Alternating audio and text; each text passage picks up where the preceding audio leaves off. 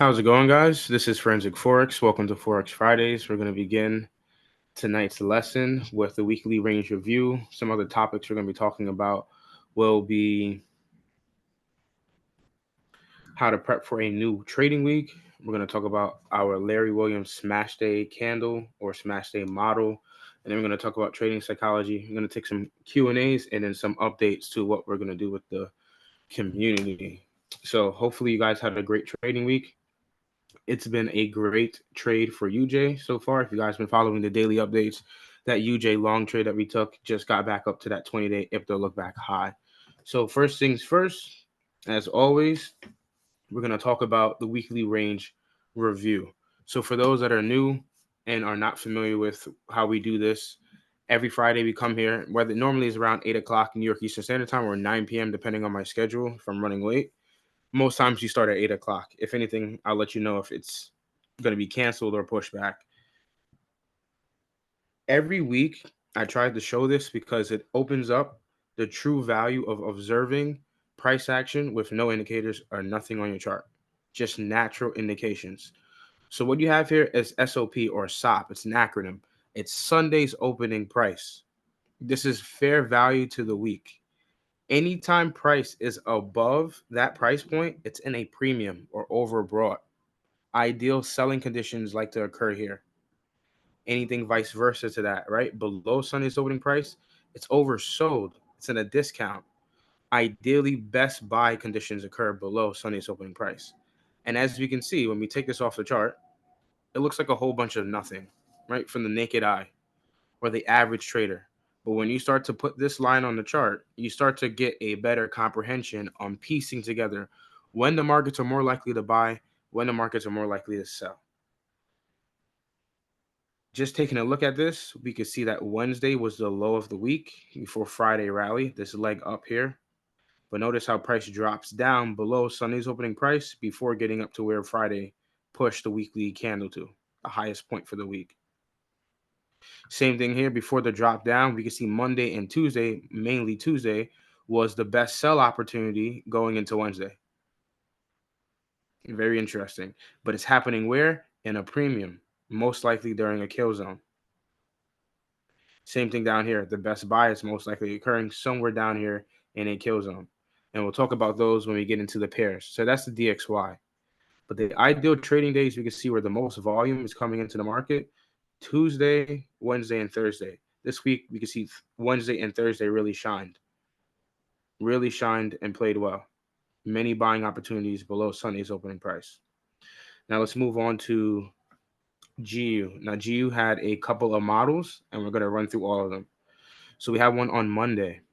And if you're not familiar with the models, you will be surely as we go through all these examples. So we're going to go back to 2 a.m. just before the kill zone open. And I want you to pay attention to Sunday's opening price and what we defined it as. It is fair value. It is what allows us to understand we're in a premium or in a discount. So let's go down to 2 a.m. or back before midnight. So we have this session between the Asian session and 2 a.m. open. In this small window of time, I call that the dead zone. I personally wouldn't trade there. Let's go down to the 15-minute time frame. So on a 15-minute time frame, and we have this small window of time here. This is midnight, 12 a.m., true day open, and this is 2 a.m. So let's mark that off as well. So we got 2 a.m. and midnight that we're paying attention to. And we're going to call midnight opening price MOP, just a very short acronym, midnight opening price. And we'll put the end of the kill zone for London here. And we got SOP there. What we're looking for is sell side liquidity pools, mainly inside this time window here. Sometimes it could be even before that. The Asian session high and low can be the liquidity pools that you use. But just to keep things simple here, right, not try to overlay or too many ways to optimize it, we're just looking for all the swing lows and swing highs. I'm going to keep it simple so that everybody can comprehend, because there are many different ways we can look at this and gauge it. But this is how I like to frame it. Play this forward. We can see here right at 2 a.m.,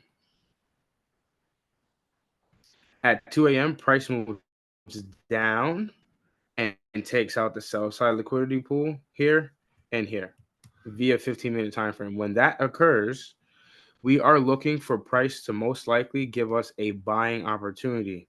Why are we looking for that? Because price is cheap. It's going to have some type of confluence of moving into a discounted area.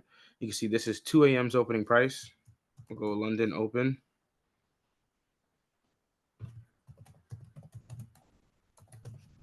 That's 2 a.m. Move this over here. As price comes down, we're looking for a long opportunity because we're cheap below SOP, London opening price, and minute opening price. So we're cheap on three type of confluences. And we're going to check it out and see if we can find an entry technique as that occurs. So let's go back to when 2 a.m. occurs. That's that 15-minute swing high. That's that 15-minute swing low, 15-minute swing low, true day open, Sunday's opening price, kill zone's opening price. So we're not lost here. We all can see that.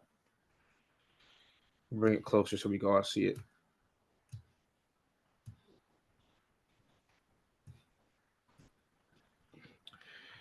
Looking in at this, we see price comes down as soon as the kill zone opens and sells. Sells immediately, really fast, runs through all the sell side and leaves this buy side liquidity pool up here.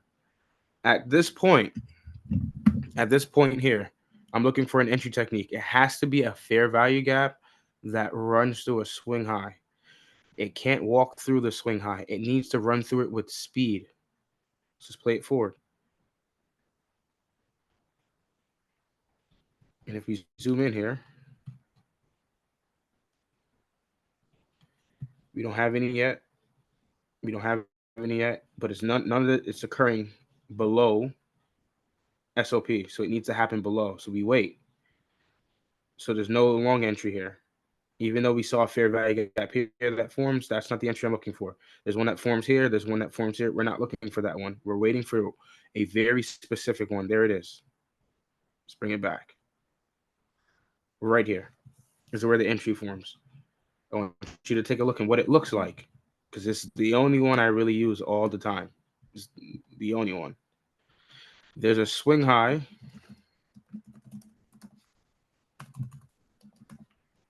Come on. A swing high that's ran with some type of speed. Now, many people may interpret this specific area another way. They might define this another way, but that's how I like to define it, just speed. So I believe that the market makers here are showing their hand or showing their footprint or fingerprint for price to turn around in this sequence here. Now, there might be other confluences that I might not be highly aware of at this moment in time, but this particular sequence here that we're looking at is what I tend to see cause a lot of the turning points. This is where we would go long. The entry is occurring in a triple confluence area below SOP, below the kill zone opening price, and below midnight opening price. Take a look. That entry there. That's where we're looking to go long. We're risking 1%, 2%, 3%, half of a percent, whatever it may be. Price hits it. That's the area we're looking to seek to go long in at that point. And we hold.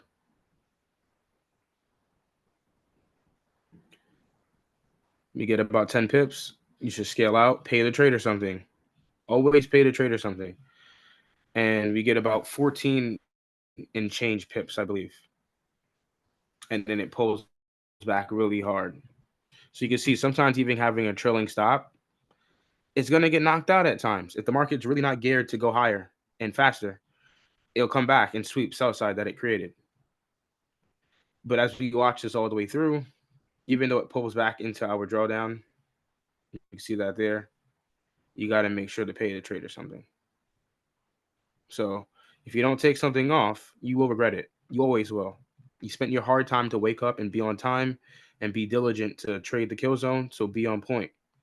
And just to measure from there, oh, we got more than 15 pips. Oh, did we? Let's see. We got 14. We probably just tapped it. 15.2. So yeah, TP was hit. TP was hit. And look at where it runs right back up to. Buy side liquidity. We just framed it. I know we can frame liquidity pools outside of this window of time. We all know that. We can also include the Asian session high and the Asian session low. We could include that.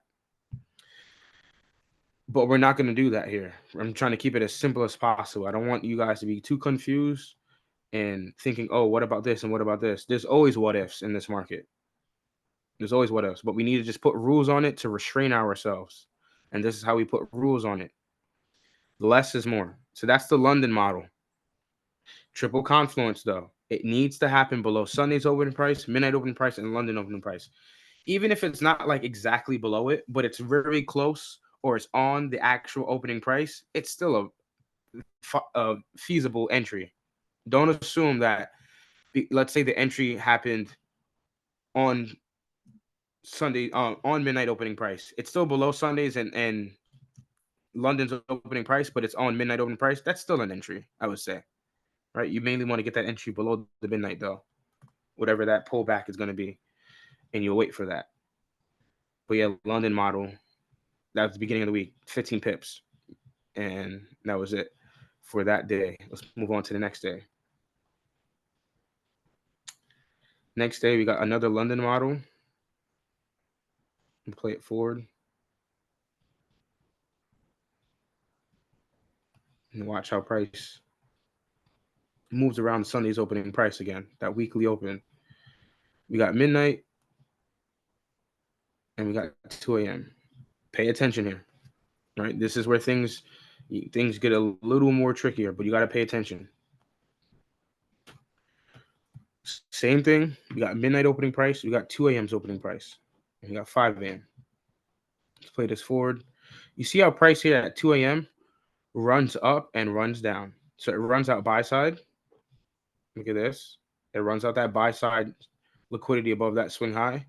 And it runs off that sell side liquidity on that swing low. Right here at 2 a.m., I think we had unemployment rate. There we go.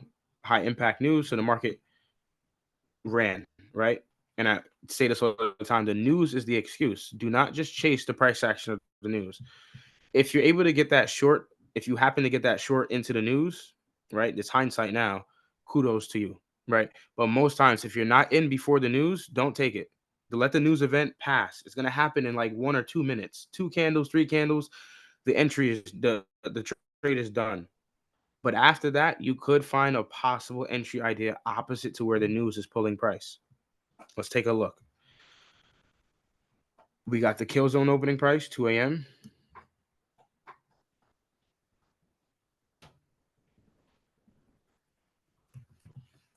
And we got midnight here.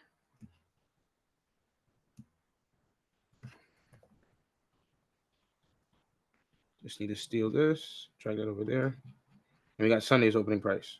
So you guys can see that's all labeled out. We should be on the same page here. Price drops down in a triple confluence, or getting close to a double so far. But as we play it out, you'll see. I want you to see how this progresses on the 1 minute.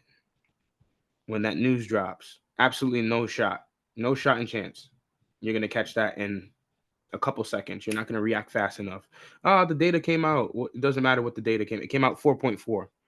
That's not going to impact your decision-making skills on when the news drop. Most likely, fear is going to kick in. Herd immunity is going to kick in. You're going to just herd and sell and chase the price, right? Your brain is going to take over. You got to fortify your mind. Price runs buy side. There's no opportunity to go short. There's none from an entry idea. Unless you're going off of it based off, okay, it rates the high, I'm going short off of breaks only. I don't know a lot of traders that do that. Break here, immediately place a sell limit, and knocks you in on strength to go short. Most traders don't trade like that. I personally don't trade that way. Price drops down, but it's in a triple confluence close to it, below sell side. That's where I would like to look for a buy opportunity. Even though we ran both sides and the news was right here, I'm being a little flexible. Maybe I could find a long. Let's play it forward.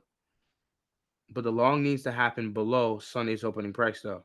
It needs to be all three combined. Looking at this closely, Let's see if we get a fair value gap that runs through a swing high. Nothing here yet. We're waiting. Still nothing. And there we go. Okay, perfect. Look at this example. The entry is actually on Sunday's opening price. There goes the fair value gap. There goes the swing high. Now look back, because I know I sometimes make a lot of mistakes, but I don't see any of that here occurring below Sunday's opening price, or at least near it. There's one here, but that entry is above Sunday's opening price. It could have been taken and still could have been, it would have had the double confluence being below midnight and 2 a.m.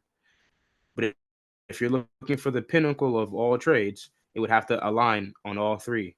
All three. We would take the long below Sunday's opening price. We want to try and get that long below Sunday's opening price at least. If not, get it here. Beggars can't be choosers, you know? So let's put it in.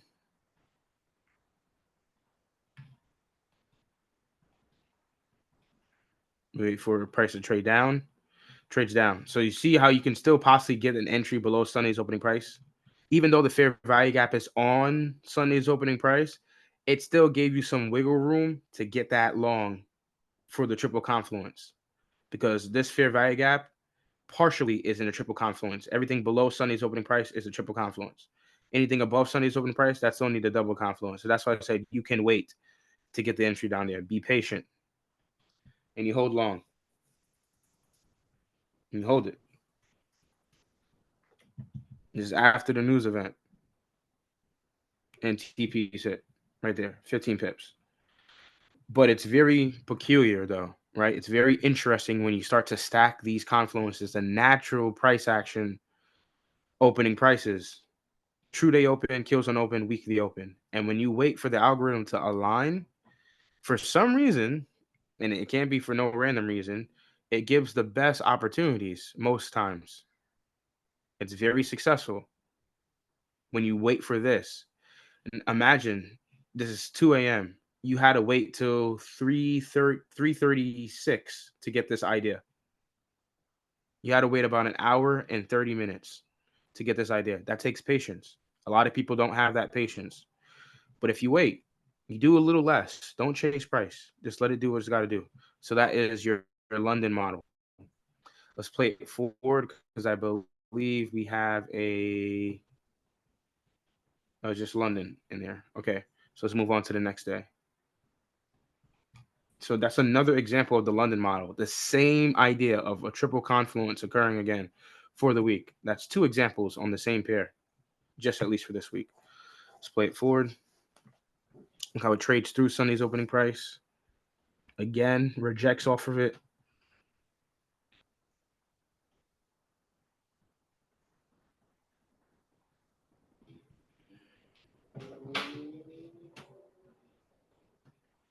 Played it way too far.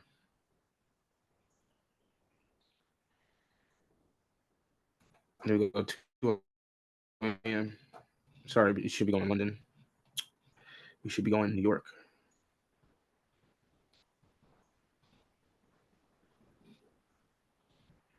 So we go 7 a.m. here.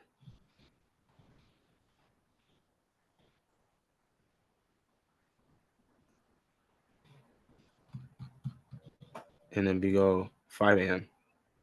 So this is another dead zone. This period here is another dead zone. Don't trade that dead zone. Avoid it. Unless you're in a trade during London and you're still holding, hold your trade. But if you're here in between this time period, don't look for a trade idea. It's not worth your time. I don't care what anybody tells you. It's just not worth the risk. You got to have set rules. When you don't trade and when you do trade.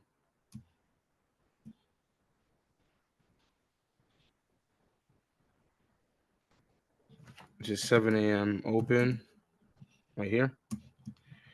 Where's midnight opening price? Midnight opening price is over here. Look at that. Look at this triple confluence that you're about to see again. This MOP. Let's steal this again. Drag this down. Sunday's opening price. So we can see that we're above Sunday's opening price. We're above midnight opening price.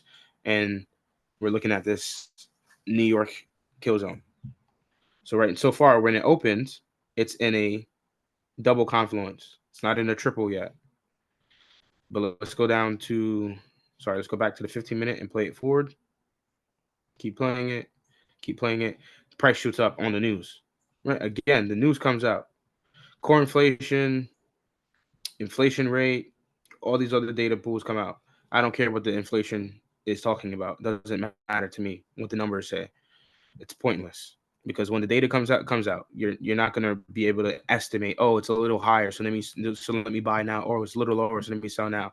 That's a 1 minute candle. That happens it happens so quick. Sometimes brokers can't even register it, which is why you see a lot of brokers or servers crash or hiccup around the news events. Go down to the 1 minute time frame. But let's engage the chat a little bit. What liquidity pool do we have left now?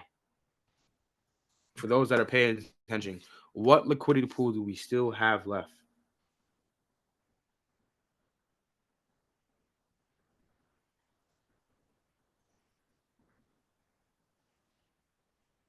Thank you, Emmanuel. We have sell side. We have sell side liquidity still available. Correct answer. Great job, guys. Sell side's available. The news just dropped. And I said this before. The news is the excuse to move price action very fast. That is the bottom line. We don't care about the job data or the CPI or the housing market, or we don't care about that stuff. Even inflation rate, like when it comes out, it comes out. There's no Deontay is not sitting here trying to predict, oh, are the Feds going to hike rates this decision rate or lower rates. I don't care. I just want to see where the market's going to be pushed during the news event, especially if it didn't take both sides out already. If it took out sell side first and then ran up, then we could possibly look for a long. If it gives us a triple confluence for the long up, it didn't though. It held its ground and then it ran back up. Let's go on to 1 minute now. Sell side liquidity. What are we going to look for? We're going to be looking for our entry technique, the same one. We're not chasing this price action up. Pointless. We're going to look for price to run a swing low with speed. There it is. There it is. Again, the same. I don't know what it is, but it's very specific. Here we go. Again. See that? That's the swing low. There's the speed. It's not walking across with a candle and then running back. No, it ran through it and then it ran again and then closed. That's where we're going short here. 15 pips, 1-to-1. You want to go 20 pips? Be your guest. Do it. You're the one that's in control of your computer, of your risk, of your phone. So take the 20 for 20 if you want. Go short there. And we hold. TP hit. TP hit. That's all during the kill zone. When did this happen? This happens at 9:10. This happens at 9:11. Sorry, correct. The fair value got formed at 9:11. And look at that. That's after the news event, and it sells. And what do we have all down here? A liquidity void. Everybody chasing the longs. Market makers are getting ready to crash this on top of everybody's head that went chasing the longs on a news event. Let's play it forward. See what happens.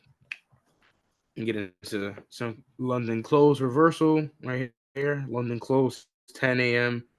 to 12. There's a small counter trend reversal here. And then we keep playing it forward. There's late news, right? FOMC, Fed rate decision. Very important. This is late afternoon news. Chairman.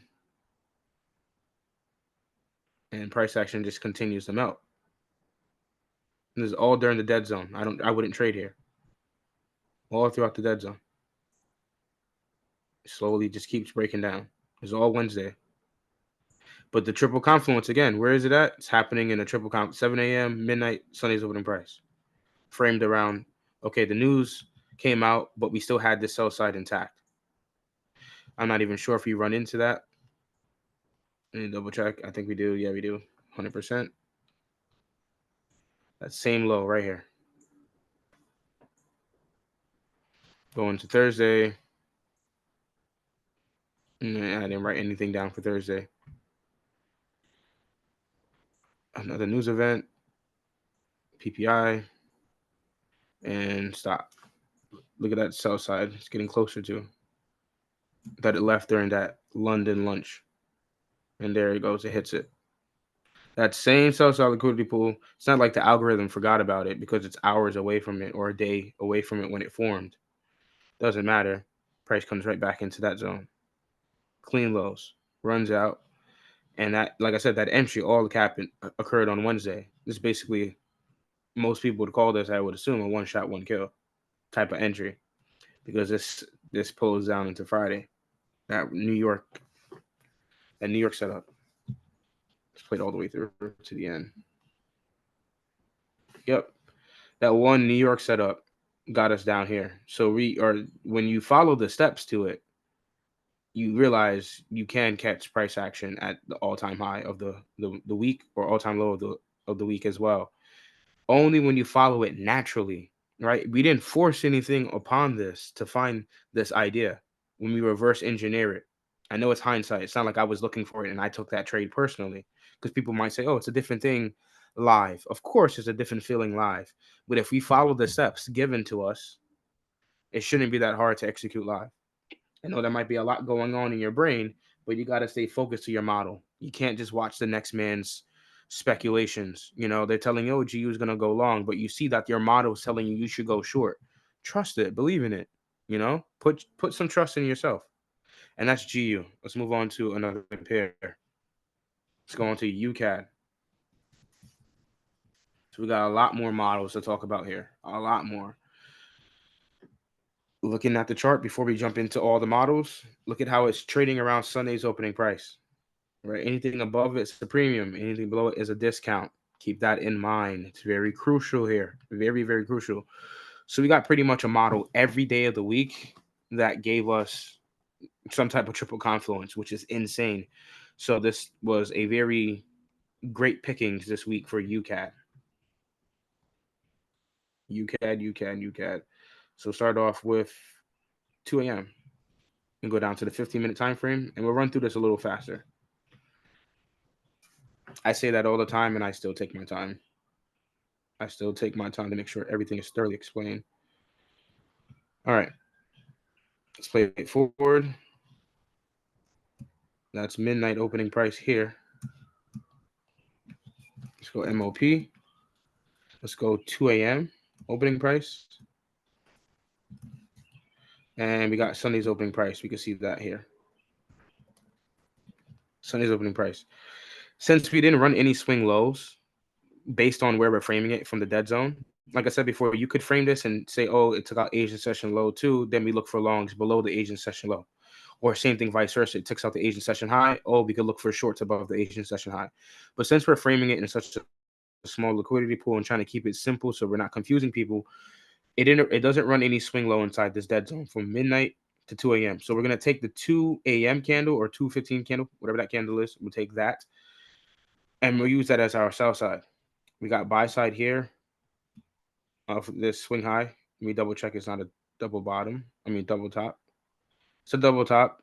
So we'll ignore that. This is here. It could still be influential double tops, but I'm not going to mark it off. I'm just going to stick with the swing points. Let's see what happens. Price comes what? Down. It runs out sell side here. So let's pay attention to see what happens on that next candle. Let's go on let's go back and watch it on the 1 minute time frame. So there it is. Let's play it forward. Price runs through it. Now we're in a triple confluence state. We're below 2 a.m. Sunday's opening price and midnight opening price, and we got buy side still above us. And these clean highs, that double top here, we would have marked off, is there. So let's watch and see what happens with price. Do we get that entry idea that we're looking for? Below all three. We absolutely do. Look at it. Here it is again. Why is it this very specific sequence? Now, there might be other things that might be aligning with this sequence. So I had a great conversation today with another trader. We're doing a lot of one-on-one Zooms today. Had a great conversation with this young man. And he opened my eyes up to a lot more things that were aligning with this sequence, this type of entry idea. And it was just honestly something that was very fascinating. And it's been a long time since I've been fascinated by something in trading. So we got a 1-to-1 here. Same thing again. Triple confluence. Very powerful thing. Why are we taking this trade again? Right, for those that are confused or lost, we're below Sunday's opening price, we're below 2 a.m.'s opening price, and we're below midnight opening price. It's all cheap on the open. That's why we're taking this trade idea. Go long. There we go. Take your entry, take your shot. Take your shot, take your shot. 10 pips for sure. You got to secure something, right? Close off 80% of the trade and hold the rest and see what happens. TP hit. I don't know how much more cleaner that can get, or more simpler that can get, and how we're utilizing the kill zone this way. Once again, why is it that that specific entry technique is responsible to this new leg up? Every single example that we show with the same entry, why is it that one responsible for the move leg up? Because it's got to be the truth. It's got to be the closest thing to the truth. One of the few variables to the truth of how this market is actually forming. That is your London model. Within the same day, I believe we had a New York model. So let's play that forward. Let's play that all the way through. Speed it up. Stop.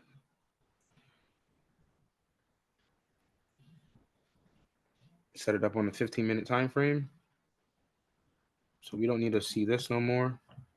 We just want to look at, you can take this off. You can take this off. You can take this off. Take this off. Take this off. Take this off. Take this off. Right? Clean charts. You want to be able to read your charts. 7. All right. Now we're rolling again. Bring it over so we can see it. 10. We're going to mark off all our sell side and buy side. So you can see this is sell side that is ran right at 7 a.m. or it's 7 and change, whatever, 7:05. It might be 7:06, whatever that time period that candle runs it. You can see it runs a sell side liquidity pool between 5 and 7. But you got to still frame our buy side though. And we got to mark off our opening price. Let's mark off our opening price here.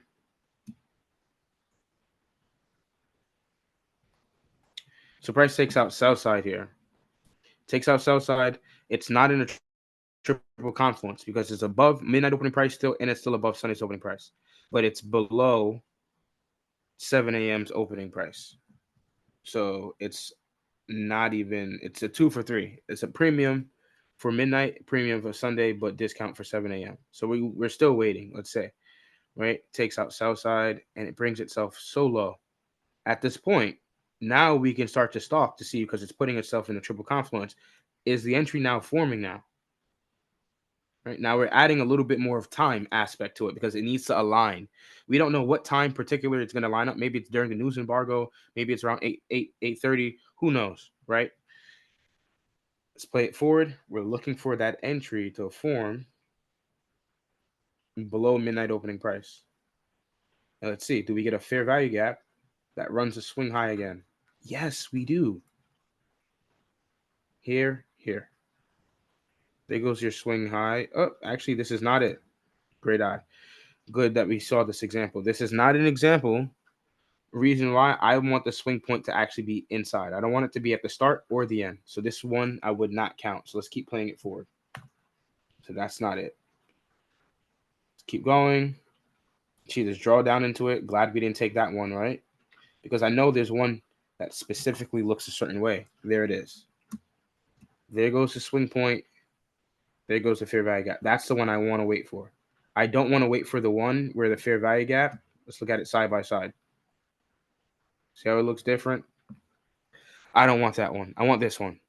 This is the one I want. If you don't take this entry, it could still, I'm not saying it can't. It could still support price. But I'm being very specific in how it has to look. It has to look like that. That's the one we take. We take this one, check. We don't take this one. So learn that. Look at the difference. We go long there. You see a price taps down into it. That's where we would go long. 1-to-1 again. 15 for 15, 20 for 20, 30 for 30. Play it forward. Watch what price does. That entry again. Look at that. That's amazing. That's amazing. Like, I have no words. This is the pinnacle of all trades. Like, that's a great trade. That's a 10 out of 10 trade. 10, no drawdown, right? If you're being very picky and being a harsh critic, no drawdown, little to no drawdown. You're in profit right away. That feels great as the trader, right? It feels like a little flex or whatever the case may be. I took no drawdown on my entry, and it's below Sunday midnight 7 a.m. again, and it runs all the way back up to the framed liquidity pools we had during the dead zone between 5 to 7 a.m. London lunch. Come on. Next one. Let's move on. See what else we get from UCAD. UCAD was packed, so we got another New York model.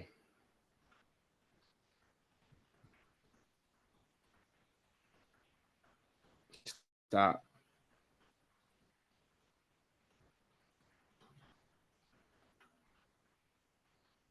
Seven a.m., 5 a.m., 7 a.m. to 10 a.m. Cool. We find midnight again. It's midnight. We take over SOP again, and we're moving and look at this day together. We're not worried about London. I checked it out. There was no London model there that was worth our time to look at. But based on the New York model, there was one here on the triple confluence, at least. That idea. 7 a.m.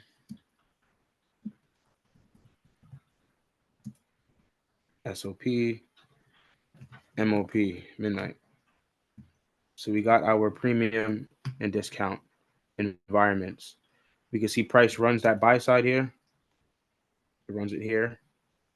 This is the first level. Before I get ahead of myself, that's the first level. That's the second level here. This is the third level. This is sell side down there. And this is sell side. The lowest low at 5 a.m. We'll take that as sell side.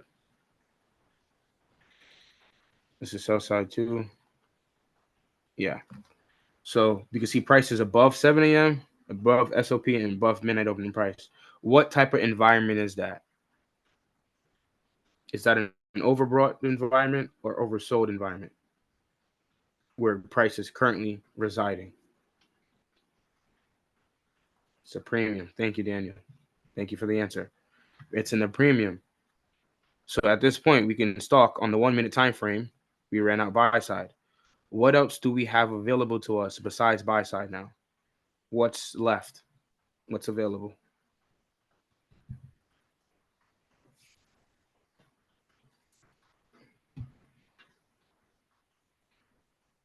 We got sell side. Correct. Thank you. Absolutely. Thank you, guys. We have sell side available to us again. Let's go back on the 1 minute time frame. Now we're stalking it.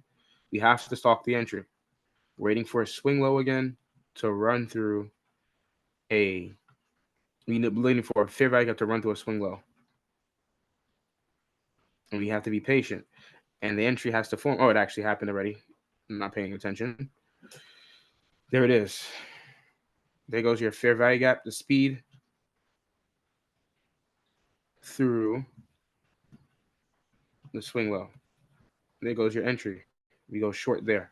As soon as price runs back into it, we have to have some type of drawdown or some type of buffer that we can add here because we may not have the best entry. When I mean very best, I'm talking about the absolute turning point. Sometimes this is not the absolute. Sometimes it pulls up 5-10 pips and then it sells. I'm okay with that. That's why we risk a certain amount to lose. Press it forward. Looking for that short. Trying to get to the sell side. Price hits sell side there.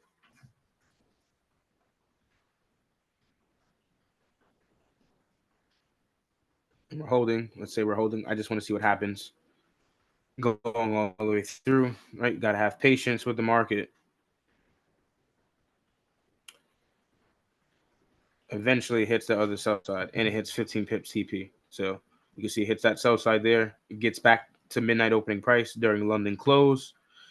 Again, London close giving that continuation down from 10 a.m. to 12 p.m. There's a nice continuation lower there coming out of that New York pullback. 15 pip SL held us all the way through. And again, take those partials, right?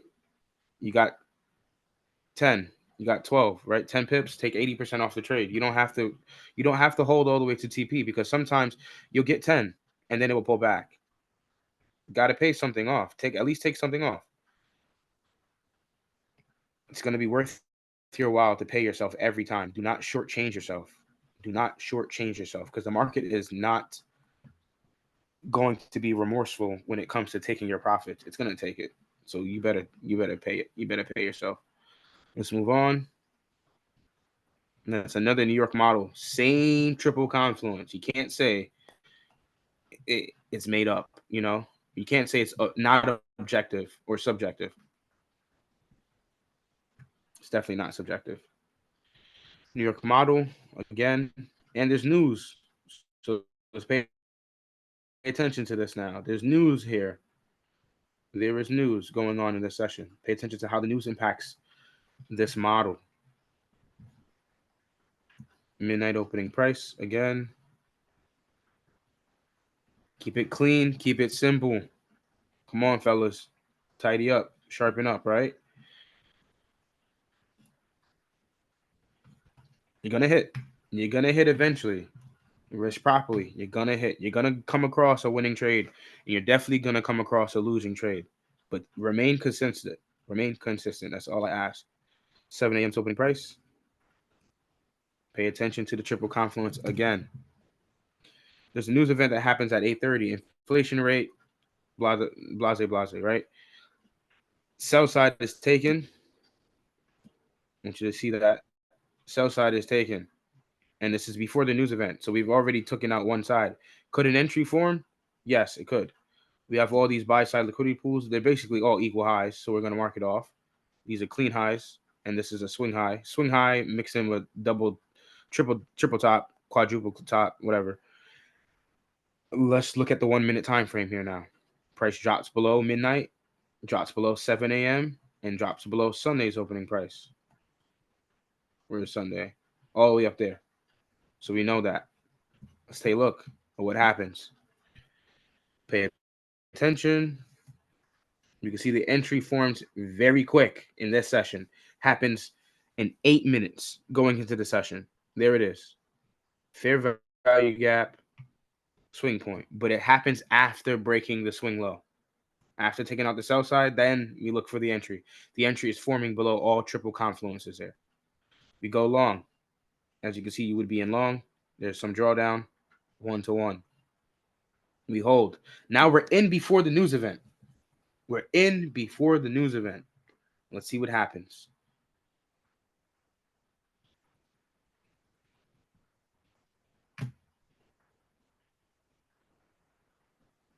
And we're stopped. You see that? We're stopped. You don't win it every single time. Yeah, we can show all the winning trades, but there's definitely trades that don't win. News event comes and takes us the wrong way. What could we do there? Nothing. We could do nothing there. We take the loss and we move on based on the model and the framework, right? We move on and we stick to the risk. It's just 15 pips. At least we didn't lose 50 or whatever this drop is. We only lost 15. Another 15 is probably 30, probably like 40 and change here. And we move on.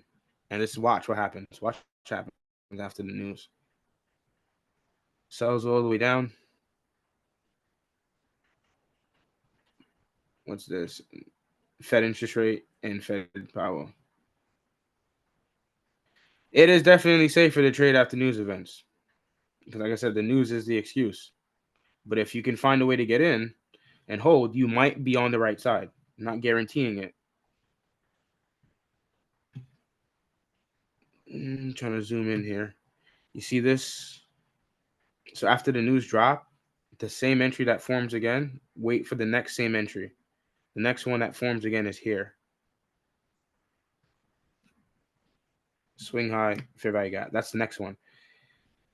We wouldn't be looking to take another trade per se, but if we were, you still, if you didn't reach your maximum loss, let's say you only lost 1% today, but your max loss is 3% a week. Price comes down, that's the entry. You can see it teeter tots back and forth inside the entry.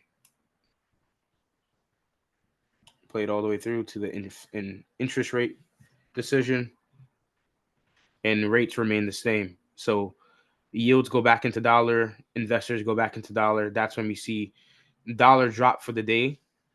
So just to go back,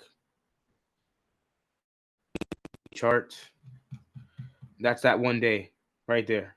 The day it drops down. But in the following day, there's more news, inflation rate, interest rate comes out, and it pushes it right back up. So everybody was saying, oh, it's over for dollar. It's crashing, it's crashing, it's crashing. Okay. If you say so, right? Just because you get one day down doesn't mean it's the end all be all. And the market has now changed momentums. Has not. Looking at UCAD. So where were we? We're here on Thursday. Yeah, we're showing it down here. So you see how after the news, that same entry technique forms, and it gets us into profit going into that late PM news. Fed conference, chairman, and Fed interest rate, FOMC economic projections. Pushes it back up after this news drop here on the inflation rate and core inflation. So very interesting. So this completely rebounds, gets everybody to chase the shorts, and we would have been we would have lost that trade idea. So just to be transparent, not every day is going to be a winning trade based on that. You'd have to add your own swag and persona to it and your own analysis to get to it. I'm just showing you a very cookie cutter approach to how you could potentially find a trade idea. That's it.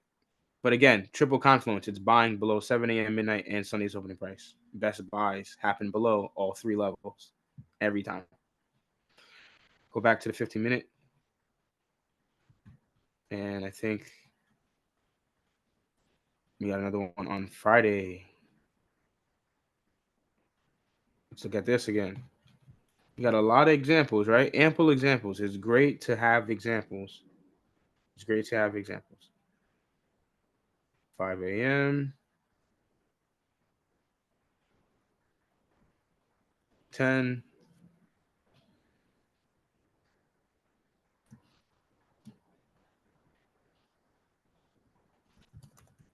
SOP is above there.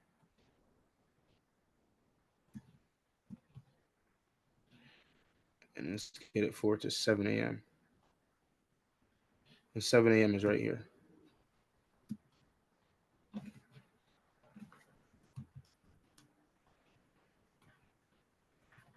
All right. We got our buy side here. It's our buy side liquidity pool. See it makes a swing high.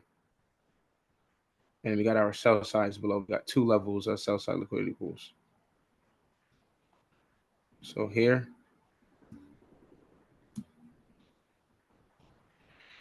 and here. You're gonna play it out and see what happens. Let's play it forward.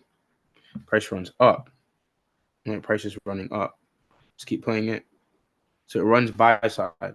Now I wouldn't necessarily want to look for shorts per se because we're still below Sunday's opening price. The best buy should still occur below the weekly open. So there's only a double confluence for 7 a.m. and midnight opening price. But I do think, right, I'm starting to take more definition to Sunday's opening price and more precedence. Sunday's opening price might be the leading precedence over 7 a.m. and midnight opening price. It would be best if you can find an opportunity around the Sunday's opening price when they all three align together. Just keep playing it. Price drops down. Right. So now it finally aligns. So it takes out sell side. So it runs buy side and takes out sell side. But let's just watch this leg down into the news. I want you to watch something.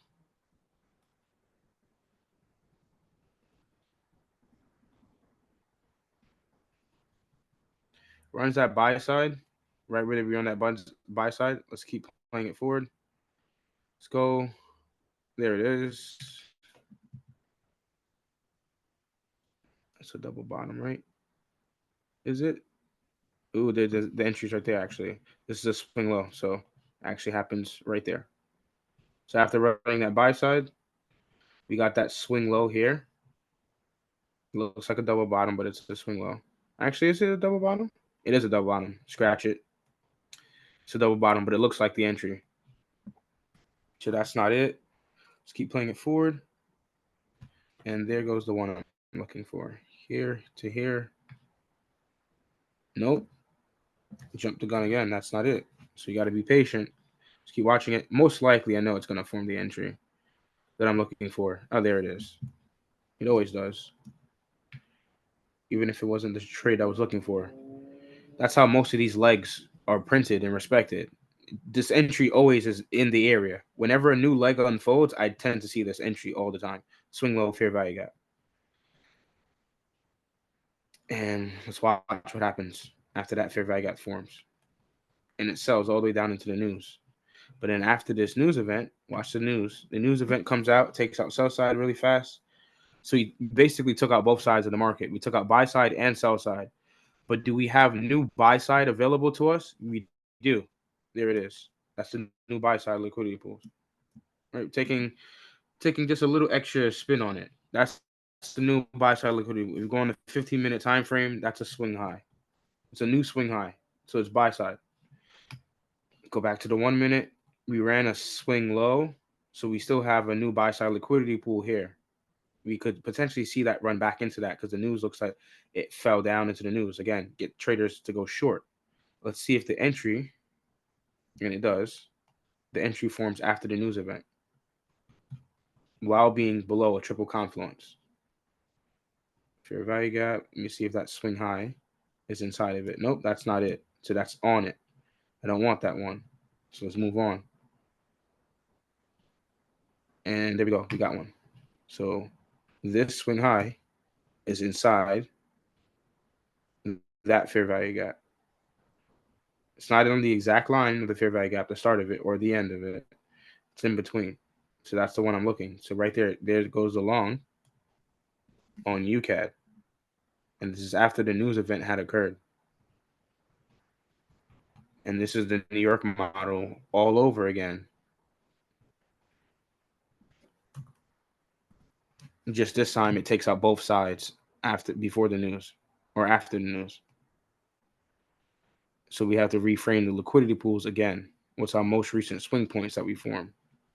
And we eat some drawdown though. You see that? We eat some drawdown for sure. And then it hits that buy side again after the news TP hit. But the entry again is happening below midnight, 7 a.m. and SOP. Is it safer, like someone said in the chat, to take the trade after the news? Yeah, it could be. It most likely will be because we're not really sure which side the market will lead us to. But if we follow the sequence of that entry, whenever that entry idea is around, odds are price is going to respect it a lot more of the times. And it does here. It does here on the sell off and it does here on the buy off. Let's move on to Friday. So Friday. So this week has been filled with a lot of New York session models. Filled with it. And that one New York session model here kept running from Wednesday, was still profitable going into Thursday. So you can see the power of that. One shot, one kill. Because Friday, it continues to trade up too. Let's go into Friday.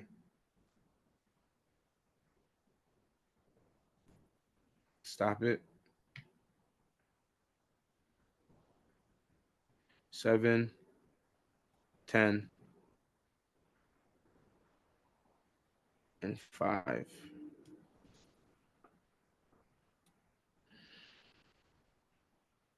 There you go. We got midnight opening price here.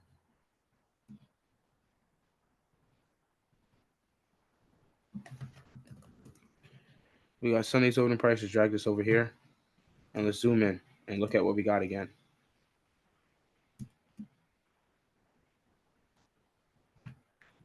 All right. So we're looking at sell side here. Let's play it forward. Make sure we label it right. Once again, jumping the gun. This is sell side here. I'll actually open up. This is the opening price, 7 a.m. And then we got the sell side down here. And then we got buy side up here.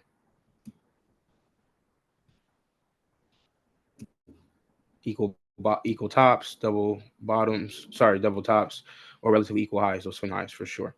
Let's play it forward. See price drops below 7 a.m. So it's in a double for Sunday's opening price, 7 a.m., but not midnight opening price. Let's keep watching it. Runs up. Right now it runs up. So it takes out sell side. Was there a long opportunity here? Probably not. Or it could be. And we'll study that just to watch where this price action came from. Let's go on the 1 minute just to study it, right? Just to understand how these legs are unfolding and how it always produces the same entry in that leg. You can see the entry ideas right here again. Look at the fair value gap. After running that sell side, there goes it right there. Swing high. So to get that new leg up, that entry once again is showing itself in the market, in the price action. I don't think that's a coincidence that we're showing this again multiple times. This entry occurs in a double confluence. So it's below 7 a.m. and below Sunday's opening price. So there was a buy opportunity here for that continuation from Thursday to Wednesday, Thursday, Friday. But it wasn't in the triple. It didn't drop below midnight. So you see how sometimes it still produces a good setup with the double confluence. Following the break, it broke sell side first, not buy side. It broke sell side first, then went back up. So just following its natural flow and not trying to ask too much of the market and running with it, right, can tend to lead you in the right direction. But like, keep playing it forward, and we'll see where we end off.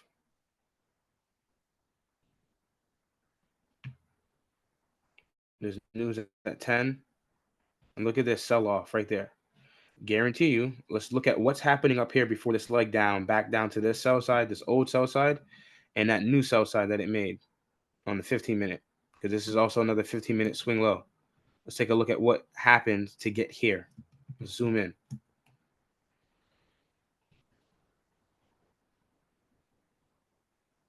Nothing there. Right there. Okay. So it happens right before 10 a.m., right before the New York session ends.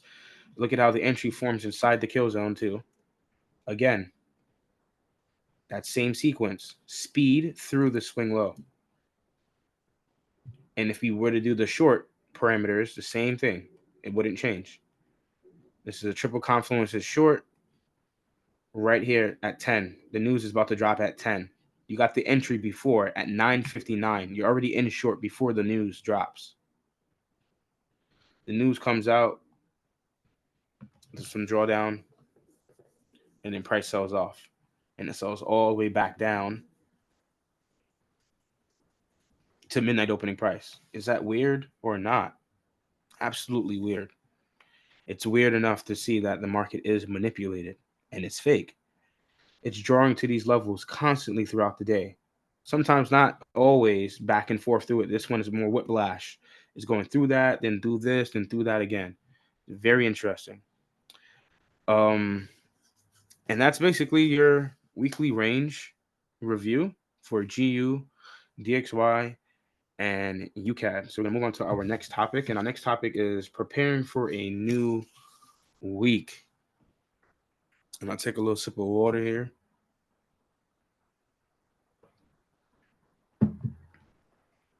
So preparing for a new week, this is how I would base it, and this is how I do it. Let's go to something brand new. Let's go to like New Zealand dollar, and just look at what we have coming up for the following week. So the first thing I would do is look at the economic calendar. What do we have coming up in the near future? So we have, and there might be more that TradingView isn't showing here, but we'll just go off of there. We have retail sales, high impact at what time? 8:30 during a New York session on a Tuesday, ideal trading day. And then we have a buildings permit pearl at 8:30 again. high impact on Thursday. So those 2 days specifically, I would be on watch for New Zealand dollar to trade. Now, the other days that may not have the news events, there might be more news events for New Zealand dollar versus the US dollar for this week. But based on what we can see, I would mainly focus down on Tuesday. Let's get this right. And Thursday, these 2 days here. And during that time, I'm going to look to see whether or not we have a New York model that's going to form during that kill zone. That's it. And I'm going to look for the New York model to be in that triple confluence. So everything that we just went through, I want to see price give us some type of confluence, either before triple confluence before the news or triple confluence after the news. And there's buy side or sell side still available. We would also come here and mark off Sunday's opening price. We don't have that data yet, right? But let's just assume it's here. We would use that and wait for price to follow along those same premises as well. Another thing on top of that, I would go on the daily chart, right? Trying to prepare myself for the next week. I'm going to look for the most recent swing low we have on the daily and the most recent swing high we have on the daily. So the most recent swing low we have is this. So this is my draw for next week. And this is potential another if it is to go up, this could be a draw, right? There's buy side above this high and the sell side below this low. There's even one below here too. But we're just marking off the most recent ones in price and keeping it simple. At that point, I would also look to see what we have on the weekly chart. So let's go to the weekly chart. Do we have any PD arrays that price is looking to trade into? Yeah, we could.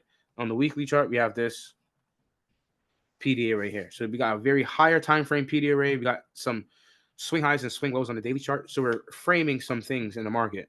We could suspect the price action next week is going to most likely pull into this zone or below this low, and this low after running out this high.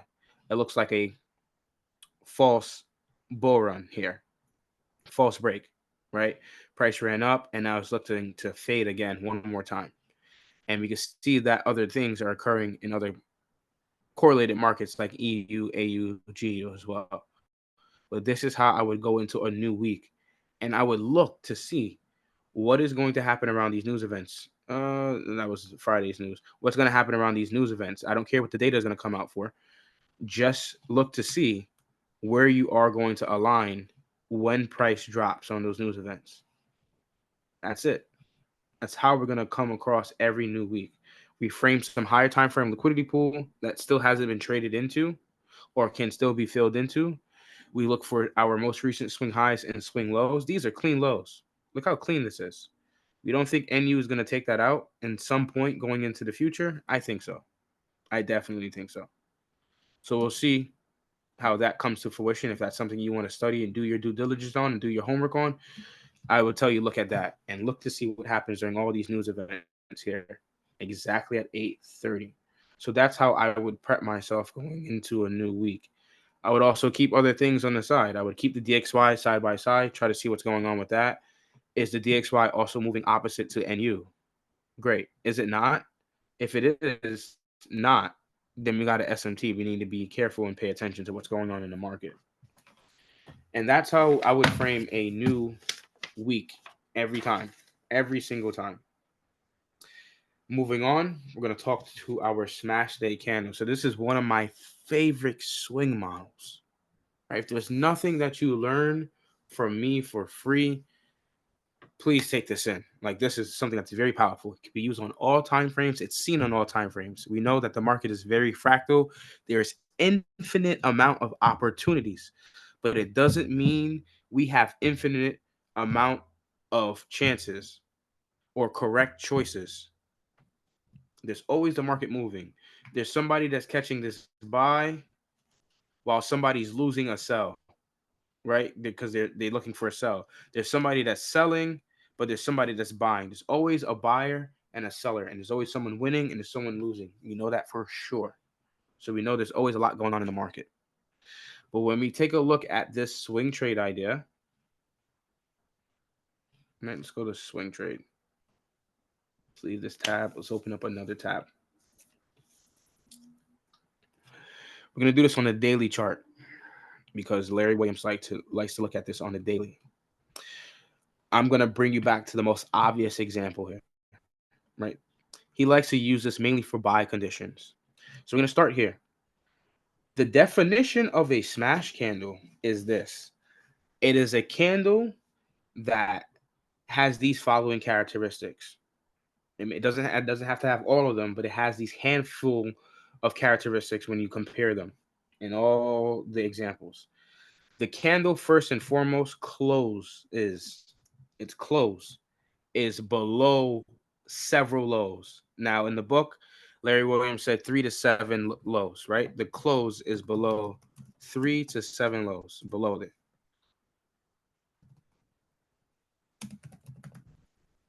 Previous daily lows. That's it. 3 to 7 of them. And it also raised some type of sell side liquidity pool at the same time. So this candle in itself is probably purging some type of sell side. So we see, look to the left of the chart, there's this equal low or swing low that it just ran. And it's also running back into a liquidity void, some inefficiency. But there's a swing low here. So it ran sell side. And then some. This candle is closing below several lows. And if price returns back to this candle's high, that's where you're looking to go long. That's your confirmation. That's your ticket to say, hey, we're buying here at this candle's high. So we're going to buy here with a buy limit. That's what we would do here. Larry Williams did not suggest a stop loss or a TP. He normally had, I think, a day's kind of thing, like how long to hold the trade, a day exit. So like hold for maybe 7 days, a week, maybe hold for 2 weeks, maybe hold for 3 weeks, etc., etc. Now I know there's a couple of fellas in the community that has back tested this and ran this through some algorithms, and he had came up with a couple means that was pretty good. Holding it for an average of 12 to 17 days tend to give a lot more max reward. And stop loss that guy was using was 150 pips. Now, I would gauge it from the stop loss of whatever the low is on that candle and risk according to that. So whatever this low is, that's our stop loss. I don't want to put a stop loss below it because this is a hefty SL if we're buying up here, because we're buying here and the stop loss has to be down here. Remember, it's a daily time frame entry. Press it forward. We're long, and we're immediately long too. So the long idea, we would buy here on a limit, a butt limit, buy limit. And we're long there. Stop loss would have to be here. Let's say we're risking 0.5% of our account here. All right, 10K, 0.5% is $50 on this trade on the daily chart. Now, most people say, oh, I'm wasting time. I could just do this on the intraday. That's true. But if you're looking at stressful, right, there's a personality to all of us as traders, and there's a means of what you're comfortable with. I'm not super comfortable with lower time frame personally. I don't like the lower time frame because it's too much. Even though I have a model that aligns me to be focused, I still don't like it because there's a lot going on. I'm not saying I can't comprehend it, but when it comes to the daily chart, you take a lot of that noise out. I'm not saying it's a bad thing being noise. We can read the noise, but if I can make it much simpler and avoid all that, let's avoid it. I'm avoiding it. There we're going long. What can we use as projections here? Right? Some people may say, oh, what are we aiming for then, Deontay? Well, we're aiming for buy side. Right? If this market's going to turn around, maybe those short-term highs, those intermediate highs, those lower highs are going to be targeted as buy side. This here, these double tops or that swing high, the inefficiency here, right? We could frame some things that price could potentially draw to in the market. It doesn't have to be too complex. So we look to hold. Or we, like I said, we base it off of that one-to-one scenario, and that's it. We take the safer route and we run with the one-to-one. If I could get it to say one-to-one. Yeah, we just had it. Here. Close enough. Right? And we look for a one-to-one. There you go. $50 done out the drain. You didn't really have to do much. Made $50. I know you had to wait a couple of days for it, but it's It's definitely security, and it's definitely an ease on your mind. Let's see how this trade does continue to trade forward. Let's press play. Runs all the way back up to buy side. All these buy side liquidity pools here. About to get to that one too. But notice how it's a turning point. It's a smash candle. All the sellers on this day thought it was going to continue to sell off. But we need to be aware that the market does change trends. We can't just say this trend is never ending and is just going to continue. Even though there's a larger trend that could continue to go lower, we know within those trends there's intermediate highs, there's pullbacks, there's retracements, and there's that potential phase of the market of a reversal. And you're catching that reversal. You're catching almost pretty much the bottom. And that's how we were able to catch that GU idea, right? This UJ idea for the long for UJ. Instead, I was a little more aggressive. I was buying at the close of the candle and buying here. But the same idea can be seen here. You would buy at that candle's high here. Let's reverse it. It's the same thing that I showed on GU, but for UJ in present time. Price returns back to this candle's high because it closes below several lows. The buy should happen here. The stop loss should be below that candle's low. Play it forward. Instantly, you're knocked into your long here, or maybe you just barely got hit. But the next day, we're still waiting, and you're definitely in long now. You're in long. Stop loss is down here. You're holding. You hold, and you hold, and what are you holding for? Some type of swing high, and that's what we got there from that smash candle. I know a lot of people don't swing trade. It's not the norm in the community, but I think it is worth your while, especially if you're somebody that has a 9 to 5 job, you have kids, you have a wife, you have a husband, you have whatever, you have a girlfriend, you have a boy, you have things going on, right? If you can make it a lot easier for yourself, then make it easier for yourself. And take the opportunity to compound and swing trade. If you take a lot of these ideas, a lot of them can give you a lot more than what you're looking for at times. There's mega trades. That's a whole nother category. Mega trades. The yen crosses have been the best mega trades from the beginning of the year. Since 2024 has started, the yen crosses have been the best mega trade so far. If you know, you know. But back to GU.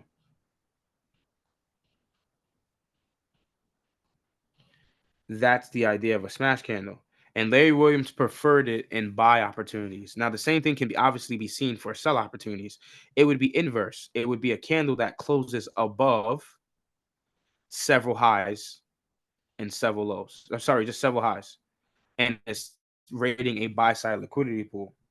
That's what it would look like. So let's play this forward. You can see in recent time, you have one right here. This candle is a smash candle. Why?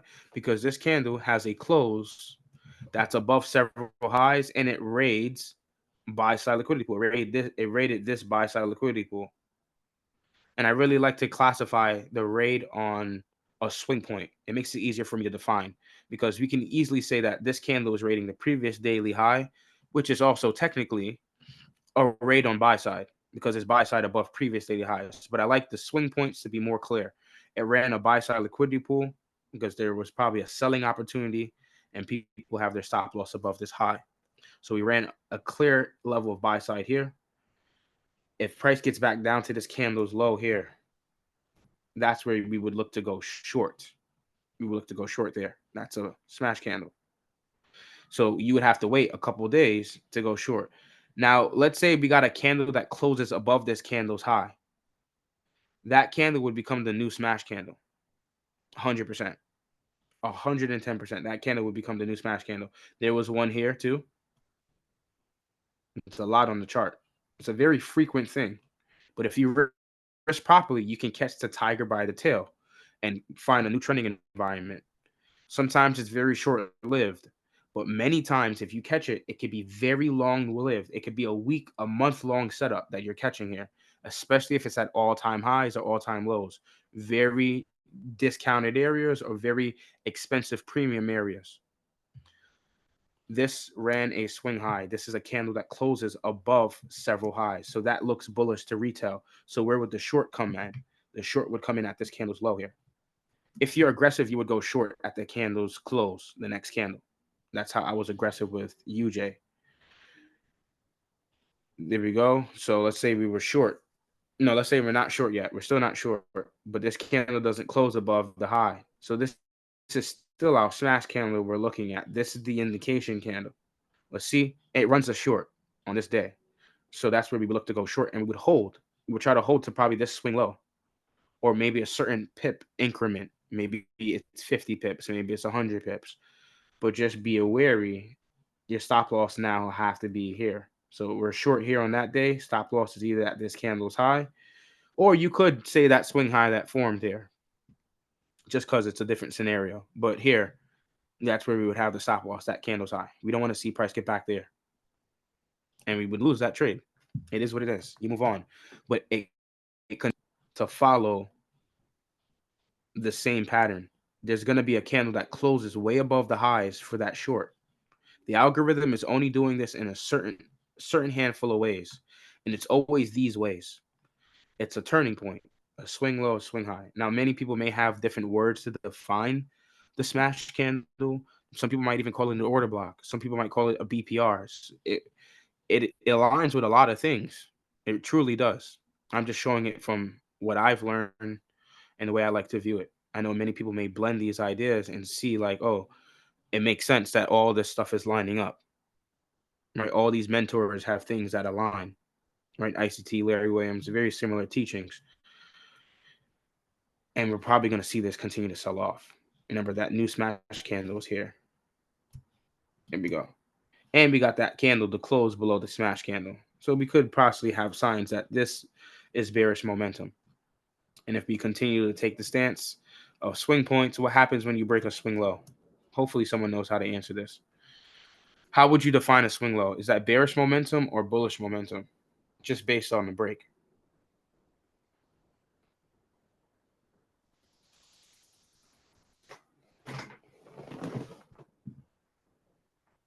Close. Yes, bearish. I'm looking for bearish. It's bearish momentum. We could take the stance that that's bearish momentum. And if it's bearish momentum, we should be expecting on the daily at least now a lower swing high to form on a daily. So look out for that on GU as well. Now, many people might say, oh, how do you know that, Deontay? Well, I don't technically know. It's just based on experience. Experience grants us exposure, and exposure is allowing us to gain that forward casting ability, right? We're able to actually get into this market and say, yo, we're confident in taking the next short that forms after the lower swing high. So look at what's happening here in price, right? It's breaking a swing low. If you just take a look at this leg, this small leg in price action, look at how it starts. It either is going to start with a raid of a swing high. Look at this, another smash candle. See that? Look at how this candle comes up and closes all above these highs. It also raids this swing high. Look at how the next candle, it opens and it sells, gets down to that candle's low, and it gives a new trend lower. You're telling me that's not powerful? It is. It is.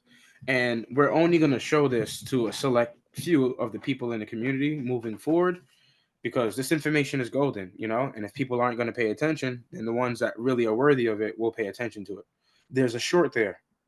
There's a short opportunity there. But I want you to look a little further. Look at how we're talking about the trend and how it unfolded again. We just talked about what happens when a swing low is broken. That's bearish momentum. So your mind should easily go on alert. This is how I do it. I'm on alert. I'm like, okay, this is something new. This is either a false break, go back long, or this is a break, go short. And the only way the algorithm is going to give me the short if it prints me that lower swing high. That's the only way I'm going to get that short. That's how it's going to print it to us via daily at least. So let's keep watching it. Do we get a lower swing high? We do. There goes the lower swing high. 1, 2, 3. Right after that break, it's lower. There's that higher swing high. There's the lower swing high. It's a very subtle thing that the market makers are doing, or the algorithm is doing, that people aren't paying attention to. It's very subtle. They're doing it right beneath our noses every time. That's the lower swing high. There should be shorts coming in now. And if I'm taking the stance that we're going to go short and we're above March's opening price, look at that. Some more confluence, right? We're above March's opening price premium. There could be a short here aligning with this bearish momentum that's occurring. And we play it forward. Every up day we could go short. We could take that narrative. Every up day we could take a short. Let's play it forward. Up day, there could be a short opportunity after this up day. What happens? There is. How do I know? Just experience and just reading how the markets form. Any update, we might have 2 consecutive up days. We know that, but there is a possibility. This is a sell signal and a bearish trend. It's down, so we'll take the stance. Let's say another winner. Up day, down day, another winner. So short, up day. Let's see if we go another short. No, smash candle appears again. Look at how a smash candle appeared again. This was a smash candle too. But was this smash candle triggered? No, it was not. It was not triggered. This is the one that's triggered right here. How do we know it's triggered? Because it gets back to the high. And this candle closes below lows. And this candle itself runs sell side again. Look at the characteristics. It runs sell side again. That candle runs the sell side and it closes below the lows. Price returns back to this high. There's a buy opportunity again. We buy here, stop loss. Oops. Stop loss here. And we hold and see what's going to happen. We don't know if it's going to be profitable or not, but we're taking the guess. We're taking that guess. And it gets us into profit for a bit before stopping us out. And that's it. There's nothing much to it. You have to lose. You have to lose. How else are you going to be able to get experience in this market?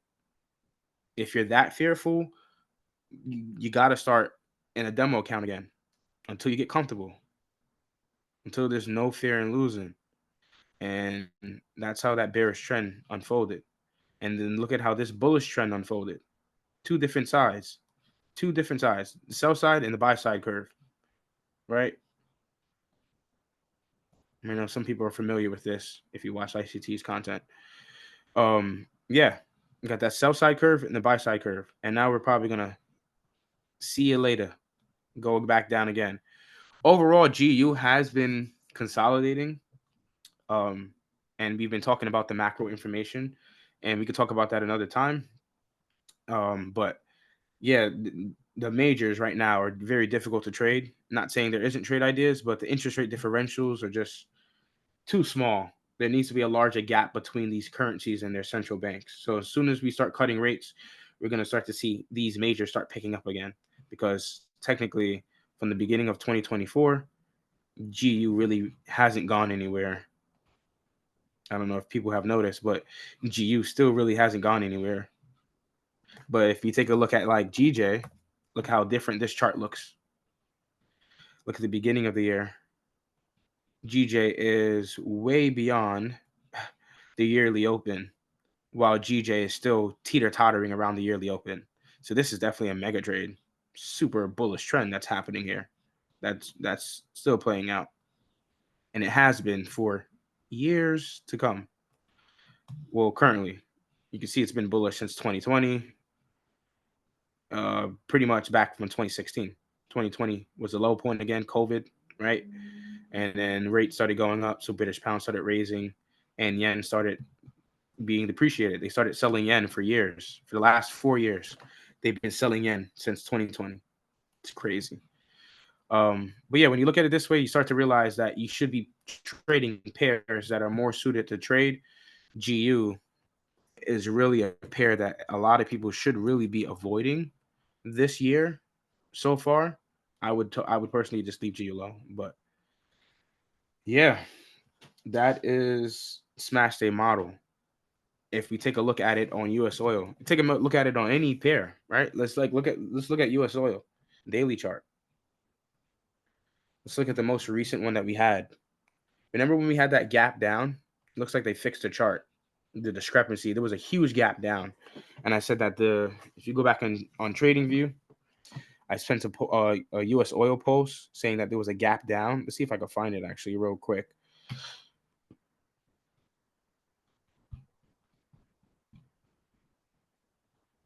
Yep, there it is. Big gap sooner or later is going to be filled. This was daily. I'm going to share this for you guys so you can see it. Give me 1 second. Share a window. It's your Telegram. You see that on the chart?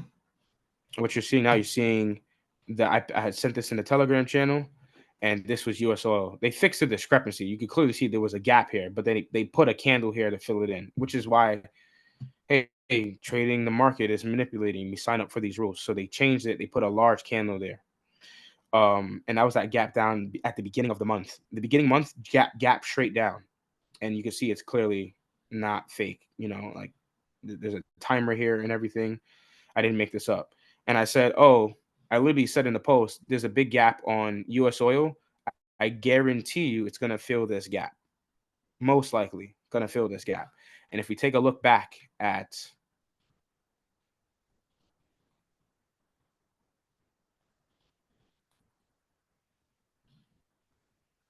that gap down, you can see they filled it in with a candle. It's pretty crazy how they did that. But yeah, looking at this though, you see how it fills back in. Notice how there's a smash candle right here. Look at this candle. What does this candle run? Right, this candle here, does it run sell side? Yeah, not necessarily. It doesn't run any swing low. It does run lows. The candle itself, like I said, you could be defining it many different ways. This candle runs out this previous low, and that's it. And its close is below several weeks of lows. It's very cheap. So this could be an alert that price is going to turn around. So if you take a look at this, you see right there. That's where we would buy. Stop loss where? Stop loss is going to be right below that candle's low. If it runs us, it runs us. We move on. It is what it is. But then we aim for higher price action. We aim for what? Structure, liquidity voids. Let's see the last up close candle before this drop. It was right here. We have a swing high up here too. We have a swing low here. Last up close candles here. This bearish breaker right here. Price could run into that too, and you can see it runs right into it perfectly, and it runs right back up into that last up close candle here. You're telling me this is not powerful? It is powerful to catch it. Look at any leg going up. It's going to be a smash candle. It's going to be a candle that gets everybody on the wrong side. It's extreme. They're very extreme. You can see it's here. There's one here. There's another one here. This one closes below lows, and it takes out sell side. Look at the close, and the candle runs that swing low. Price gets back to that high here. There goes the long again. And I see why Larry Williams enjoys it for the long setups. It's pretty feasible. And look at that long. That long was the bottom of that leg. The bottom. Now, it might not be the bottom of every single leg because you can have another smash candle that still continues that trend higher too. Right? There could be another smash candle that still pushes that price higher. There's one here. Close below lows. There's no rate of a swing low in this one. But look how price gets back to that candle's high. And it continues to trend up. Very dynamic. We could take a look at the S&P 500. Like, same thing. Even if we're on a daily, let's say we're on the weekly. Let's put it on the weekly chart. The same thing is it's fractal, so you're going to see the same idea. Look at this low that it made in October. Very pivotal moment here. This candle here runs what? Look at that swing low. It runs out that swing low right there. There's a swing low. It runs right below, and this candle's low, all these lows, and it closes. This week closes below many lows, several lows, months of lows, and this candle gets back to that candle's high the next week. Wow. And it doesn't even come back to that candle's low. Look at that. You caught the tail of the tiger and it ran away from you. You're literally holding it on from the tail of the tiger and it runs away. Larry Williams, genius. Honestly, kudos to him. Kudos to him. It's all natural price action. Same thing when the market starts to top off. Let's look at this look at this top here, the small leg down, this segment here, right? This reaccumulation here for that move back up again for 2024. Look at this candle. This one in particular. That starts a new leg down. There's many times where it starts to give signs that it is gonna do it. It does it here. Right? Did it here? It failed. It got stopped out on that candle. Because look at the candle closes above the highs. It goes back down there, comes up. It would have stopped us on that idea. Cool. But if you keep following it, you see how eventually it gives one opportunity. And that one opportunity turns into a major one. Huge. Now, I'm not saying you have to take every single smash candle that starts to appear, but if you place it in the metrics of your bias and the way you do your intermarket analysis, then you could probably get a better feel for this. But if you're just taking it by face value every time one forms, you might be in a lot more trades, which could be good for you because it's a frequent model that occurs. And the model is almost pretty much, I think, like 75 to 80% successful or consistent. It happens so often. You can't get once you see it, you can't get away from it. You literally can't get away from it. Even happens on the monthly chart. This is even more powerful, man. Look at this 1 month down. Takes out so many sell side and it closes below these lows. Price gets back to that monthly high in March 2022. That's where you buy with a buy limit. The limit hits you in, and look at how it runs up for the next pretty much year and a half, and then so on and so forth. And it repeats over and over again. Stocks are up high, man. Stocks are at all-time highs. I don't know if we're gonna get a recession this year. Probably not because it's a U.S. presidential year. Probably gonna get a recession either 2025 or 2026. This thing might can still continue to push. I don't know if the feds do save us, but history has said that central banks still never had great time saving a country from falling into a recession. It's just historic. No matter what central bank it is, ECB, RBA, um, BOC, Bank of Canada, BOJ, banks, these central banks still fail. No matter how much we vote people in or how many times we address it to Congress or our political parties, they still seem to mess up the way inflation works. You just can't. The market is effed up. Um, but yeah, that's your smash day candle. And if we take it to stocks too, like let's say Tesla, something. Let's take Apple because Apple's hot. Apple made all-time highs. Tech is life, man. Tech has been integrated into human beings' lives. You can't get away from it. Tech has been involved in every aspect of life now, and it's the only thing that's really pushing the economy forward, or the human race forward. To be honest, um, but look, smash candles everywhere. Look at all the buy ones, though. Don't look for the sell ones. Look at the buy ones. This one's a down closed candle on the month. Look at how price comes back to that monthly open. It runs right through it. New leg.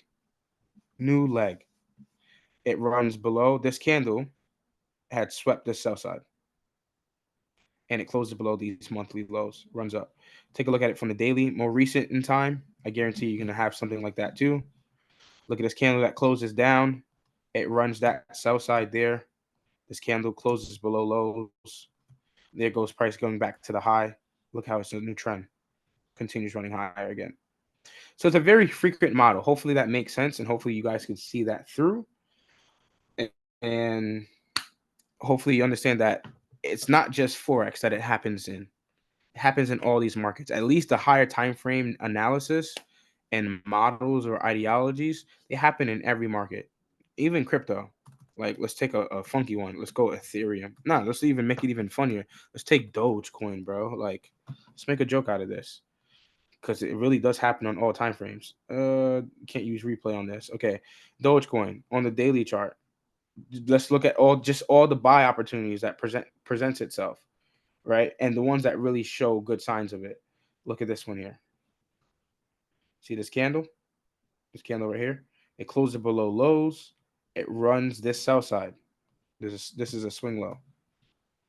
I can't use replay for this. Tisk, man. It runs sell side below the sell side liquidity pool, the swing low, and the candle closes below lows. 3 to 7 days more. It's in that fragment. Price gets back to that candle's high. Look how it gets that high and buys, and it runs up. This is Dogecoin, bro. It's not like it's meant to just be on one thing. Same thing here. Same thing. It's a down close candle. It ran a swing low. It closes below these lows. Swing low is rated. It's at an extreme discount for the month too. It's at a discount for the month too. For March, the start of March. Where's March? March's opening price is right here. Yep. No, it's down here actually. Oh, it's down. It's in a premium. It's close to the open. You could say that. It's not in a discount, but it's close to equilibrium or fair value. But notice how this candle closes down, raids after that swing low, and price returns back to that candle's high. Never returns to that candle's low. It creates another leg, goes up. And how many days does it run for? Let's see. Let's calculate that. So from here, when it hits the entry, this is day one. Highest point before it would get back down to that candle's low. It was a couple days. From here to here, 7 days. Just like that guy had said, right? In this video that I was watching. Very crucial thing he was saying. The days, how long you're going to hold this swing trade. He said at least 7 days, right? 7 days. At least hold it for 1 week and see what happens. And if you're stopped out, you're stopped out. In 7 days, you get off the trade, and that might be your best trade, honestly. And let's look at Ethereum. I'm just going to do Ethereum, right? I haven't even taken a look at Ethereum in a long time. Go on the daily chart. Let's look at any of those buy opportunities that we keep seeing. All those legs up. What happens there? It's a down close. There's no run or no swing. It does. This candle runs that swing low. Look at this swing low here. It just runs it. You got the replay function. Nice. It just runs that swing low here. So it ran some type of sell-side liquidity pool. Its close is also below several lows. All these lows. Look at all these candles lows. Its close is below them. And this would be the buy. This would be a buy signal. If price gets back to that high, that's where we're looking to buy. And there we go long. Right there. And we hold. And as you can see, this thing took off. That was another leg. Now I know, you're cherry picking. That's hindsight. But if you go into it just following it, I guarantee you'll find it too without hindsight. You'll find it too without hindsight. It's not hard to see these ideas, especially if we're not putting too much on it. If we're just saying, okay, it has to close below 3 to 7 lows, and it has to be closing probably running some type of sell-side liquidity pool, then we're good. Or closing below some type of sell-side liquidity pool, then we're good. Don't overthink it. This one, again, look at that. This one runs some type of sell-side. Look to the left of the chart. It's always keying off of old data. This candle runs that sell side. Price runs back to this candle's high. That's your buy when it returns there. It feels scary to buy when the market is going down, which I would normally prefer. That's how I did UJ. I brought when the market was going down, not up. So there it is. I was buying when it went down. Right there. Buy right here. Because it's a smash candle. It didn't take out a sell-side liquidity pool like I would had wanted it to, but it still reached some requirements of a smash candle. So I could have brought at the high, but I was aggressive, and I brought right at the next candle's thing. So I pretty much caught nearly the low of the month in that speculation.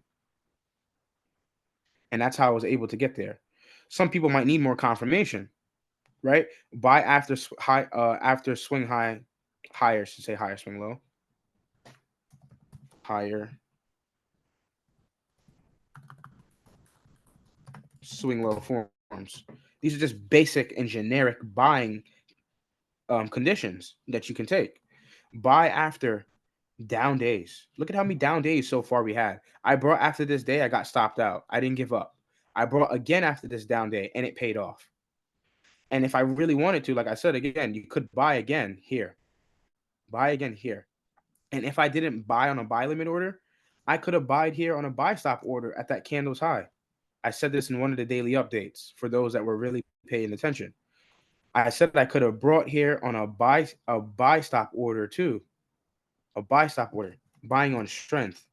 I don't prefer it, but it can be something that can help you get another entry and pyramid the trade on a higher time frame perspective. So you can have a buy down here and a buy here, 2 trades. Stop loss still would have to be down here below that recent swing low or the candle's low. And you play it forward and look what happens. Pushing up. Pushing up. Absolutely phenomenal. Same thing for DXY. DXY did the same thing.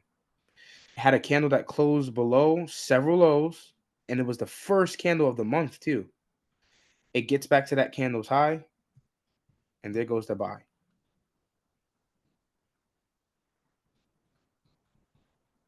This candle comes down, takes out that sell side below that swing low. It closes below and takes out this swing low too, even more swing lows. That's why you got to look to the left of the chart. And then price closes below all these lows. 3 to 7 is the requirements, and it did it. I don't know if more is the better. I don't know, but we'll see that in time. And price slowly waited, and got back here. And look how it smashes through. Sometimes it gets through that high. And this is why I like why Larry Williams called it the smash candle. Because sometimes when it runs through that high, it smashes right through it. And it doesn't give nobody the opportunity to catch the long or play it short.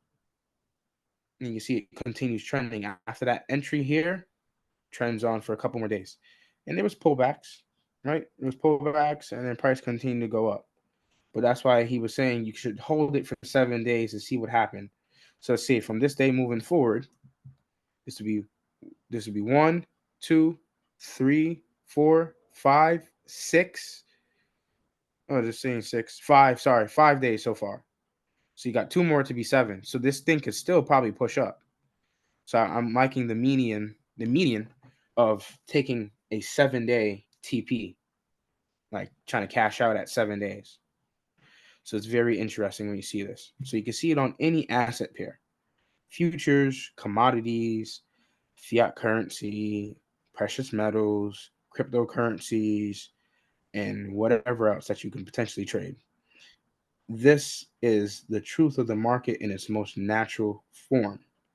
Now, with that being said, I will be transitioning the Telegram channel over to Discord because I think it's going to be a lot more cleaner for a lot more people, because we'll be able to have concise forms, we'll have threads, we'll have more personal time with me. I'll be more available for the chat, and we'll be able to have things like the London, New York model and Asian model right there in the Discord channel available to us to see multiple ample examples. We don't have to go too far.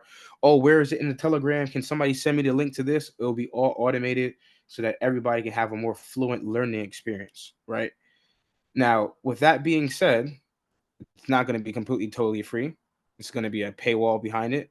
It's going to be $20 a month baseline. That's it. Now, for some folks, some people are already in the Discord. They're already in it for free. And we made a discussion. I went randomly picking random people all throughout the day, having Zooms with people, seeing who they were, getting to know them, and I put them in the chat for free. And that was just me giving back, you know? But all in all, the free Telegram group will come to an end probably in a week or two. So I'm going to try and transition everybody over to the Discord. Now, if you don't want to sign up, you don't have to sign up. If you're not serious about it, you don't have to be serious about it. There's still going to be a paid community. A free community for everybody to join. And there'll be a chat there as well. But within the actual paid community, there'll be forums, there'll be threads, there'll be office hours, like a whole class, a whole mentorship. I've been wanting to do this for a while. I just didn't know how to do it. And Discord, I guess, is going to be, people have been asking me to do it. So I'm going to make that leap and jump over to that so we can have more quality traders and more people that are serious, you know? There's always going to be bottom feeders in life, you know, people that want just the bare minimum. And there's some people that are going to want my time fully committed. So that's what we're going to be doing. Hopefully you guys sign up and support, and I guarantee it's going to be worth your while. I wouldn't steer the community wrong. If you were to pay for it, you're going to get my undivided attention. I invest into people that I value, and I value you guys. Hopefully you guys can invest in yourselves and invest in me, and we'll move from there. If you have any questions, please let me know. Whether it's not about the Discord, whether it's about price action, whatever it is, any questions, please lay it on me right now. We're at our Q&A stage. So with that being said, we're wrapping this up. It's been a pleasure as always. I will send the link. I will send the link sometime this weekend. I'll even show you guys what it looks like If I could log into Discord right here, go into Discord real quick, and I'll show you exactly the layout. So you guys are like, oh, he's not doing what he's supposed to say. Just log in. Yeah, I'll send you guys a link, so that we can get that all figured out. Log in. Are you a human? Yes, I am. Confirm. Let's go to settings. Let's go to passwords. And Discord. I truly do believe this is going to enhance a lot of people when it comes to a community, because you can always have people in a free community, but people be talking a lot of nonsense in their community chats. So we got a few folks in here already, and I'm going to share this tab in just a second so you guys can see it. Roles, view as just a member.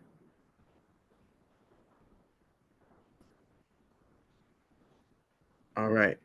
So I'm going to share this tab. So what you're seeing now is basically the Discord channel right here. You can see we got a couple members in the. You can't even see the members if you're clicking this, but you're viewing this as just a regular standard member. So we have a public chat, of course, a general chat. You can type stuff in here if all you want. We also have a review channel or a testimonial channel, so people can put reviews. People that are in the paid mentorship can review me, so that people can be encouraged to be like, okay, this guy actually knows what he's talking about, and he actually interacts with real people, and he has some testimonials. But we have a general chat for people that are not looking to sign up and pay, which is cool. I don't mind if you don't want to do that. But for those that want to level up and take it a step further, we have the FF membership. And basically what it is Forensic Forex member. And this is what it will look like when you get that behind the paywall. We'll have our own private chat. We'll have our own trading forum, so we can post forums. We can talk about ideas, entries, etc. We can help each other as a community. And we can get a lot of ideas put out here, so we can study things quickly. We have a discussion chat between us, so we can all jump on a quick voice call. Whoever's trading live, like trading Asian session or a London session, New York session, and you want somebody to be there with you and walk you along, we'll have that there for each other. Then we have the folders. We have the Asian. We have all the steps. I just put one example in here just to be a base one. We have step 1, step 2, step 3, step 4, all the way to entry and how much you would risk. So for example, a 1-to-1 risk, you're risking 0.5%, right? 0.5 or 0.5 to 3%, for example, right? On the trade. Let's say we risk 1% on a 10K account. This trade is going to risk you $100. And we got the same thing for London, showing the examples, and the same thing for New York. So we have a whole database. Now, I know on YouTube, I had a library that said Asian Session Library.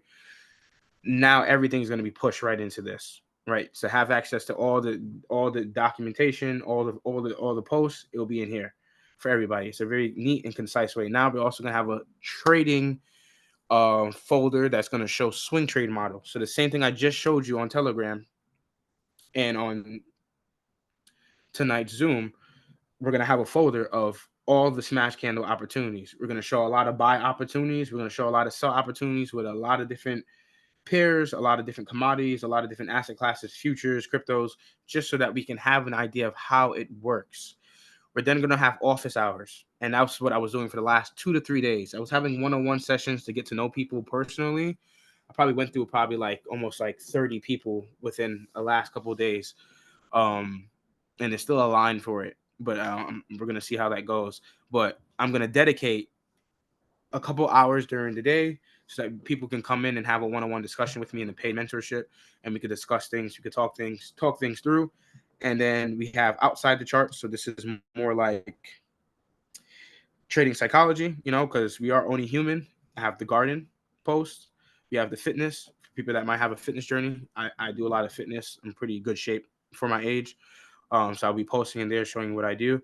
And then we have memes, obviously everything's going to be respectful. There's going to be moderators. There's going to be bots to prevent profanity and people using, things that are inappropriate. So it's definitely automated and set up already. So if this is something you're interested for, I totally would recommend you guys to get into it. I wouldn't steer you guys wrong. I will put my all into this. This is my life works. This is all I do. I trade. If there's one thing on this planet that I say I was meant to do, meant to be a trader. And that's it. That's pretty much it. Hopefully you find this insightful. If there are any questions at all about trading, about what's going on, just let me know and we can go from there.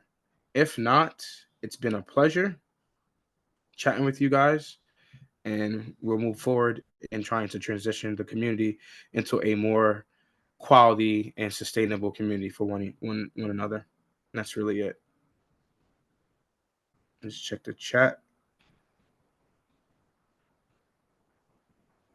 All right. I think everybody 6 new messages. Oh, these are old messages. All right, cool. All right, my friends. I will see you guys another night. Forex Fridays won't end. It still will be a free thing that I provide for the community as well. So even if you are not looking to sign up, you still will have access to a lot of things I give up for free on YouTube, on the Forex Fridays, and we'll move there moving forward. So I love you guys. Peace out. I believe in you guys. Enjoy your weekend, and I'll see you soon. Peace.